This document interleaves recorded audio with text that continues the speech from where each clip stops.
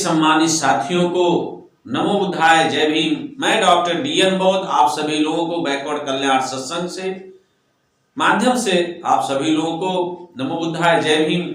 साथियों, आज आप लोगों के बीच ऐसे महान हस्ती के बारे में परिचय कराना चाहता हूं जो अपने परिचय के मोहताज नहीं है। ऐसे समय उनका जन्म हुआ जब देश में जातिवाद, पाखंडवाद चरम सीमा पर था।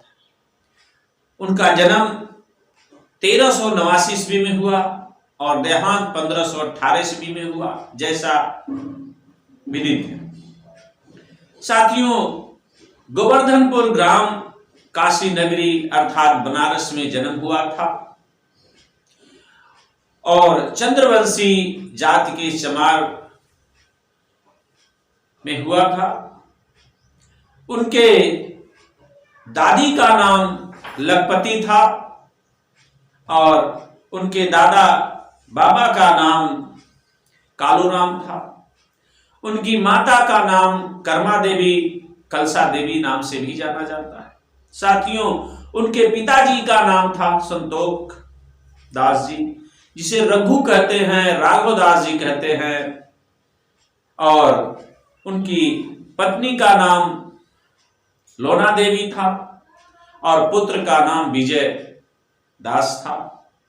साथियों, कम छोटी उम्र में उनकी शादी हो गई थी। साथियों, यह विदित है कि इनके माता पिता को कई वर्षों तक संतान नहीं हुई। संतान न होने के कारण बहुत ऋषि मुनियों का सत्कार करते थे। एक बार उनके ग्राम में एक सन्यासी रैवत प्रज्ञ नाम के पधारे। उन्होंने रैवत प्रज्ञ जी का बड़ा स्वागत किया और स्वागत के दौरान जब उनसे प्रसन्नचित हुए रैवत प्रज्ञ जी, तो उन्होंने कहा, आपके एक बहुत ही विद्वान प्रखर बुद्धि का पुत्र का आगमन होगा, हमें ऐसा महसूस हो रहा है। 1.5 साल के बाद संत रविदास जी का जन्म हुआ, तो रैवत प्रज्ञ के नाम से रैदास कहा गया। और जब उन्हें ज्ञान का प्रकाश हो गया, अद्भुत ज्ञान का प्रकाश की बचपन से ही सभी लोगों को जातिवाद, पाखंड, मानवतावादी सिद्धांत पर लोगों को समझाने लगते थे और अपने कार्य में लीन थे, पढ़ाई भी करते रहे, लेकिन उनका मन पाखंडवाद के हमेशा विरोध में रहता था, तो उन्हें रविदास कहा गया। एक बार काशी की नगरी में बहुत दूर दूर के लोग स्नान करने आते थे और उसी दौरान सभी लोगों को पता है, चित्तौड़गढ़ जो राजस्थान में, वहां के राजा महाराणा सांगा की पत्नी झाली, रानी झाली जी, उनके विचारों से इतना प्रभावित हुई।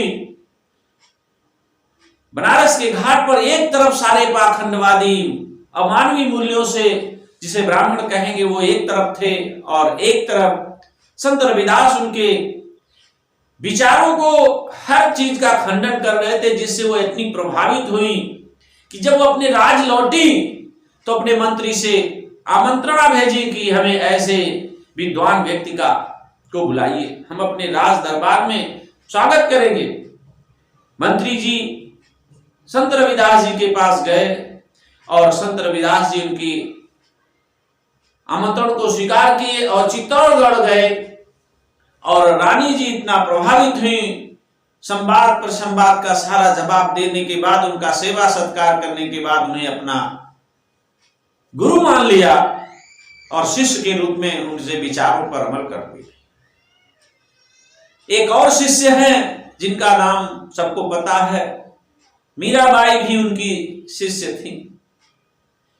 इसलिए साथियों, संत रविदास जी प्रखर बुद्धि के थे, विद्वत थे, समाज को सही मार्गदर्शन देते थे, पाखंडवाद का सबसे ज्यादा विरोध करते थे 13वीं-14वीं सदी में। उनके समय में संत रविदास के साथ संत कबीरदास जी, संत कबीर नगर उन्हीं के नाम से है। तो ऐसे महान संत भारत में पैदा हुए। ऐसे संत लोगों को हमें अनुसरण करना चाहिए, पूजा नहीं उनके विचारों पर अमल करना चाहिए। सत्य क्या है, असत्य क्या है, इस पर चलना चाहिए। साथियों, अगली कड़ी में हम आपको संत शिरोमणि जी के विचारों को बताएंगे। यह उनका जीवन परिचय है और उस जीवन परिचय के बाद हम उनके विचारों, उनके दोहा, कविता को बताएंगे अगली वीडियो में। और जरूर इनके विचारों को सुने और समझें।